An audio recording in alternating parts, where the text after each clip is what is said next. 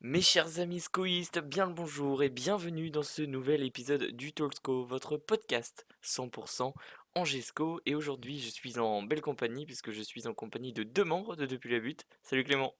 Salut tout le monde. Salut Enzo. Salut. Et de notre invité exceptionnel puisqu'il n'a que très peu de temps devant lui toute la semaine et il a fait l'exception pour venir nous rejoindre. Salut Jimmy. Salut tout le monde, salut les gars. Salut. Alors Salut. messieurs, que dire de cette saison d'Angesco? Honneur aux invités, hein. À toi Jimmy, commence. C'est une saison assez mitigée, je trouve. La première partie de saison était plutôt correcte en termes de style de jeu. Ce qui fait défaut depuis plusieurs années, c'est le jeu de passe qui s'était un peu amélioré, notamment sur les grosses rencontres face à Marseille, Paris, Lille, Rennes. Monaco, c'est une exception, mais Rennes, ça a été pareil, un gros match. Mais voilà, ce qui pêche depuis plusieurs mois maintenant, c'est l'attaque qui n'est pas flamboyante, je trouve. Alors, on essaye de trouver des solutions. Il y a eu un changement de système de Stéphane Moulin qui était plutôt intéressant face à Rennes, qui a bien fonctionné par la suite. Mais derrière, les adversaires se sont aussi habitués à ce nouveau style de jeu qui est assez régulier et récurrent en Ligue 1. Souvent, on retrouve souvent ce système, enfin ce dispositif, dans plusieurs équipes et Angesco malheureusement, en fait les frais puisqu'ils arrivent très rarement à trouver un attaquant depuis le début de l'année, 2021 et par contre en défense c'est toujours, la passoire comme on dit. Mmh. Heu, la stabilité défensive elle est absente, il y a pas de disons qu'on est sur une grosse, phase, difficile pour le groupe, en termes de stabilité de jeu. Alors on On va n'est avoir pas serein en fait. On n'a ouais, pas confiance ou il y a un manque de confiance derrière, quoi. on va avoir des petits coups de folie comme on a pu voir face à Mmh. Metz par exemple, où on a bien joué, défensivement c'était correct. Ouais. Mais voilà, face à Saint-Étienne, on s'est fait, manger tout simplement par, par des Stéphanois qui étaient un petit peu dans le doute depuis quelques matchs et qui, comme à l'habitude, des Angevins, se relancent puisque, à Angers, on a l'habitude de relancer les clubs dans le doute. Ah bah c'est bien, C'est j'ai vu ça, que tu as attaqué direct ma transition pour le sujet d'aujourd'hui. Bon après on va le faire après, mais je vais écouter aussi, et c'est très intéressant ta remarque. Et du coup vous les gars, vous êtes je suppose en accord avec ce qu'a dit Jimmy. Bah vas-y Enzo, je te laisse. Ah oui, moi je suis d'accord avec Jimmy, surtout qu'en défense, comme tu l'as dit, enfin, c'est la passoire et on n'est pas serein.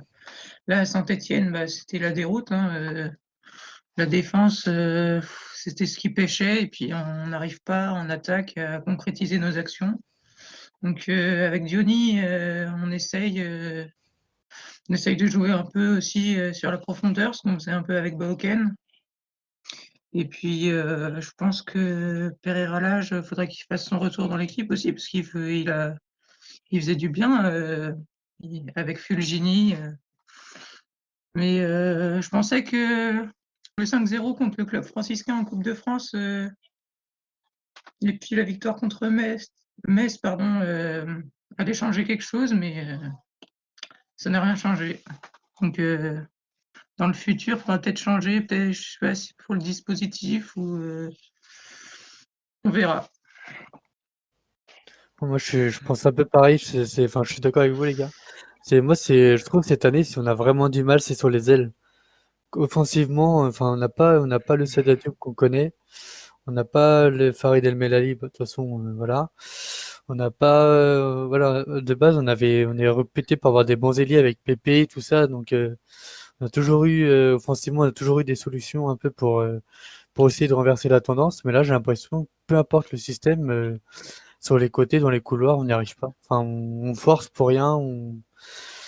Qu'il y a certains matchs où Sadio Diop, il s'enferme tout seul. On ne sait pas pourquoi il insiste à s'enfermer tout seul. Enfin, il y a des problèmes là-dessus et même offensivement, on sait que les buteurs, c'est compliqué parce qu'il n'y a que Diony. Parce que voilà, Alioui il est pas là, donc Broken c'est pareil, on sait il est blessé, mais c'est pas le Broken non plus que on le sent moins investi. Enfin perso, je le trouve beaucoup moins investi que Ouais. par le passé. Et puis pareil en défense là c'est pas de pire en pire, mais on a moins en moins confiance, j'ai l'impression, parce qu'il y a, je trouve, pour moi, c'est parce qu'il n'y a pas de concurrence. Donc les mecs, ils savent que, enfin, Romain Thomas et Traoré, ils savent que ils vont être titulaires tous les week-ends. Alors, ok, bah, ils savent.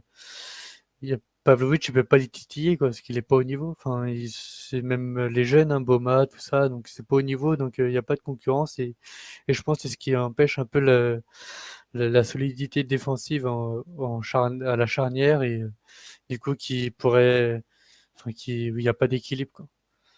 C'est vrai que Donc, depuis le début de la saison, c'est le sujet qui revient très souvent quand on a évoqué, même nous parmi dans notre podcast à la mi-saison, on en avait déjà évoqué bah, les détails, et c'est le sujet de notre épisode d'aujourd'hui, la défense. Messieurs, selon vous, y a-t-il un problème avec la défense d'Angesco?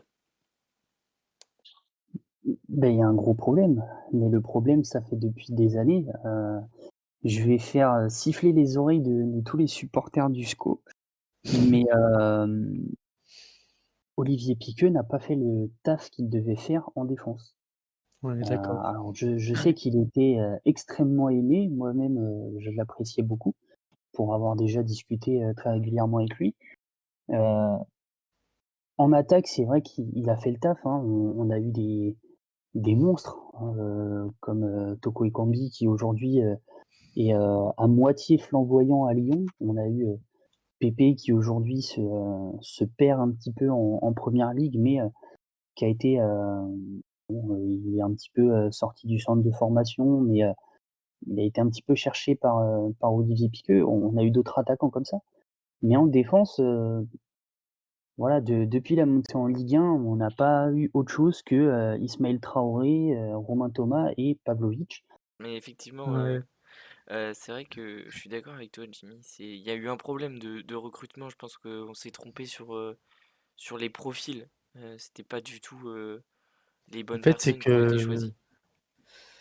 en fait, moi, c'est pas forcément les profils ou quoi, c'est que juste comme a dit Jimmy, et depuis la montée en Ligue 1, donc ça va faire 7 ans, 6 ans, bah, c'est toujours les mêmes. C'est les deux les mêmes. Il n'y a pas eu un seul. Mmh, Voilà, il y aurait pu y avoir Romain Saïs. Il me semble que Romain Saïs, à l'époque, il descendait parfois quelques matchs en défense, mais c'était un 6 de base chez nous. ouais. Mais des fois, il venait dépanner en défense. Mais sinon, bah, Jean Tarat, pareil, non, il était surtout 6, lui. Enfin, ouais, mais ouais, du coup, il n'y a pas eu à part Pavlovic, c'est le seul, Mmh. quoi. Et Il y a puis, eu, vas-y. pour revenir sur aussi le problème défensif, moi, alors je sais pas votre avis, mais je trouve depuis que Bernardoni, il est là, bah, moi j'ai du mal avec Bernardoni, au Oh, SCO. merci. Autant, à Nîmes, c'était bon, au SCO, je le trouve, très fébrile et pour moi, l'association qu'avait, Butel avec sa défense est pas du tout la même Ouais. qu'avec, Bernardoni et c'est impressionnant le nombre d'incompréhensions qu'il y a Ah ouais, ouais, eu ouais, ouais. entre, ne serait-ce qu'Ismaël Traoré et Bernardoni. Mm. Bernardoni, c'est quelqu'un qui parle beaucoup, Ouais. chose que Butel, avait tendance Bah, à moins faire c'est ça. et j'ai l'impression qu'Ismaël Traoré, ça lui déplaît. Moi, c'est mon impression qui en dégage, sur les derniers matchs que j'ai pu voir. Après, Quoi. En tant que capitaine, pour lui, c'est lui qui a la parole, le premier à dire des consignes, et il était habitué avec Butel qui parlait un peu moins. ouais, Donc là, après, après Butel, ça faisait combien de temps qu'il était au SCO aussi? Enfin, en tant que titulaire, ça faisait Oui, 5-6 ans, pareil. ouais, Donc Bah non, limite, ils ont, même s'il est parti à Bruges à un moment, enfin, ils ont progressé ensemble. Du coup, ils se connaissaient, il y avait les automatismes, ce qui fait que Butel n'avait pas besoin de parler autant que Bernardoni parle, vu que ça fait qu'un an qu'il est là. Ça se trouve, il y a ça aussi qui joue, qui fait qu'il y a beaucoup de problèmes au niveau de la défense en termes de compréhension entre les joueurs, parce que je sais pas ce qui se passe, est-ce qu'ils s'entendent pas ou ils arrivent pas à se faire comprendre. Je sais pas, mais je pense que c'est aussi le fait que vu qu'il y a toujours eu la même défense pendant plusieurs années, et ben ils ont leur automatisme trop et qu'il y a un joueur qui arrive comme ça au bout d'un an et qui parle trop et qui veut se rassurer. Est-ce que ça pose un problème ou pas? Je sais pas, mais c'est ouais, c'est bizarre. Justement, c'est là le problème. Je pense que Bernard Denis, moi, j'ai toujours été euh, pro. Enfin, j'étais ravi de son arrivée. Je pense que c'est un bon gardien qui peut faire Ah ouais, progresser c'est un le bon. SCO dans son Ah ensemble. On oui, l'a ça déjà on vu. Il remet y a pas en déjà eu des cause. situations où il Mm. nous sauve le match. Il y a eu Ah, mais aussi des fois où il se trompe. il Ça nous a donné arrive. des points, hein. Oui, mais il y a aussi des fois Sans lui, on n'est pas là, hein. où il a peut-être pas été fait l'action qu'il aurait fallu. Après, c'est facile de juger quand on n'est pas sur le terrain, hein. C'est toujours ce regard un peu compliqué. Mais justement, t'as insisté sur un point qui, pour moi, vient atténuer la critique sur Paul Bernardoni. C'est que c'est pas facile pour lui d'arriver instantanément et d'avoir les automatismes avec Traoré, Thomas, Mm. qui eux ont déjà Mmh. leurs automatismes, même avec la défense. Il est parti, Ryan Aït-Nouri, mais on avait quand même une base défensive où ça se connaissait et, euh, et ça jouait beaucoup. Parce que effectivement, il y a des Oui. automatismes, moins besoin de parler, et parce qu'ils se connaissaient par cœur. C'est là, et Mmh. ça s'est passé à Nîmes. Il me semble que sur la première saison où Bernard Denis arrive à Nîmes, les stats défensives des Nîmois sont pas glorieuses.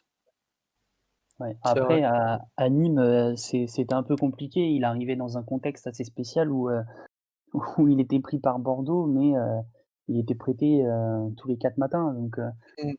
il a peut-être en venant ici à Angers, il a peut-être retrouvé une certaine stabilité.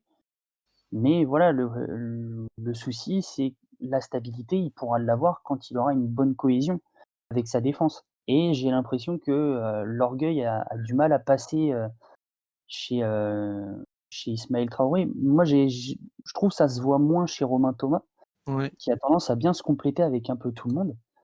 Mais, Ouais. c'est avec, Paul, j'ai l'impression qu'il y a un mauvais feeling avec, Ouais, ça avec passe pas. Ismaël. Mm. Moi, j'ai rarement vu Ismaël Traoré autant mal placé dans un match. Ah ouais. Combien de fois, on s'est pris des buts sur des centres Mm. parce que, comment dire? Parce qu'Ismaël Traoré était complètement à la ramasse, Mm. alors qu'on n'avait jamais vu ça. C'est vraiment pour moi la première saison où Ismaël Traoré est complètement à la ramasse sur la quasi-totalité des matchs. Ouais, sur les buts, il est beaucoup. Enfin, c'est l'équipe qui est fautive, mais voilà, ça vient beaucoup de son joueur, on va dire. Mmh. Ouais, c'est. Après, Ouais. il y a un autre point que je voulais souligner. Heu, on avait tendance à vanter un petit peu les coups de folie de Ryan Aït-Nouri, quand il montait comme ça vers l'avant. Chose qu'on retrouve un petit peu chez, Souleymane Doumbia, sauf Ouais, que, Souleymane lui, il redescend pas. Ryan ouais, descendait ouais. Mm. et lui, il redescend pas et le problème qu'il y a, c'est vrai que quand on prend vraiment la composition, on a, Souleymane qui est à gauche, Romain et Ismaël qui sont en défense centrale. Romain est à gauche et Ismaël à droite. Et je sais pas vous si vous avez réussi à l'analyser, mais parfois on voit, Souleymane qui monte et Ismaël aussi. Ouais, Donc on se dit: Ouais. ouais, «Bon, j'ai vu aussi, ouais.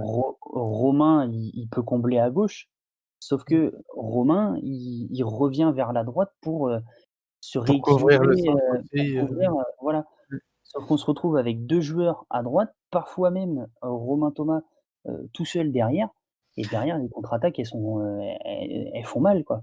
C'est ça. Je ne sais plus, c'est, face à Lens, le 1er but qu'on prend, où, ça part d'une contre-attaque où Souleymane Doumbia est complètement à la ramasse puisqu'il est pas Ouais, redescendu c'est ça. et où Ismaël Traoré était remonté trop haut, qui a provoqué le décalage vers la droite de Romain et derrière, le Lensois, il avait le champ libre. Mm. C'est c'est souvent le problème. Il y a ce manque de stabilité qu'il y avait pas quand on avait Ryan, par exemple. Voilà, Mm. c'est Souleymane Doumbia, il a fait, quand il a fait ses 1ers mois en prêt, assez intéressant, je trouve, avec un style de jeu plutôt régulier. Il montait, mais pas de trop. Sauf que là, on le retrouve toujours en attaque. Ce qui C'est m'avait la même ri fait rire sur, la dernière composition, c'est que, Capel était descendu en défense et Souleymane était passé en milieu de terrain. C'est ça s'était transformé comme ça. Alors que c'est la logique, elle devrait être différente. mmh, ouais, non et puis, après c'est sûr, il y a des puis c'est pas les plus jeunes défenseurs de l'effectif, quoi. Donc, à un Ben moment non, donné, donc en termes de faudra vitesse, c'est un peu limité. voilà, c'est ça et puis, ouais et puis ça et plus, le manque de concurrence, même si Pavlovic, OK, il a fait des matchs, oui, c'est vrai qu'il a fait des matchs corrects, mais sauf que Pavlovic, bah, il peut te sortir des coups de folie comme des coups de pas de folie du coup. Ouais, Il peut te mettre un tacle comme pas possible, il peut enfin, il a le sang chaud quoi, donc même si c'est pas dans les tacles, c'est dans sa comportement, tout ça, donc c'est assez risqué de le faire jouer en ce moment, je trouve. Donc c'est pareil, ça plus, le fait qu'ils aient plus de vitesse, enfin moins de vitesse pardon, donc forcément au niveau de l'équilibre de la défense, c'est compliqué, quoi. c'est sûr. C'est compli Nino, toi, tu en penses quoi de tout ça? Bah, moi, je me suis demandé, si c'était pas justement un peu le paradoxe, de cette saison. Si on s'était pas, dit que cette année, on aurait une très bonne défense et même les joueurs, hein. Même les joueurs, je pense ils ont pu se poser la question, enfin, se le dire, au bout d'un moment et justement, s'autoriser à faire des choses qu'on n'a jamais fait auparavant. Hem Comme par exemple les montées que vous en avez parlé, les montées de Souleymane Doumbia, et cetera. Si, si, on Ah, OK, t'écoute, enfin moi je t'écoute. nickel. Mais du coup, je disais que effectivement, je pense que Souleymane Doumbia, il s'est autorisé, hem, pas mal de montées justement Norme parce que, il y avait cette solidité défensive et que finalement, à se croire plus solide qu'on ne l'était, bah, justement, ça a entraîné aussi tous ces problèmes qu'on connaît, tous ces buts, qu'on encaisse, assez facilement et j'ai vu que Jimmy, Après, tu ouais. parlais du premier but à Lens. Pour moi, Ouais. le plus symptomatique, c'est le deuxième.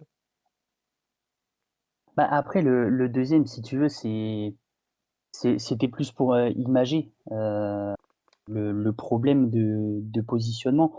Maintenant sur le deuxième, il y a une totale déconcentration, Ismaël, il est complètement à la ramasse, on a un paquet de joueurs qui est à l'entrée de la surface parce qu'il y a tout le monde et on en oublie le buteur Mmh. qui a réussi à se frayer un chemin. C'est un petit peu symptomatique d'une fin de match où tu es sous pression.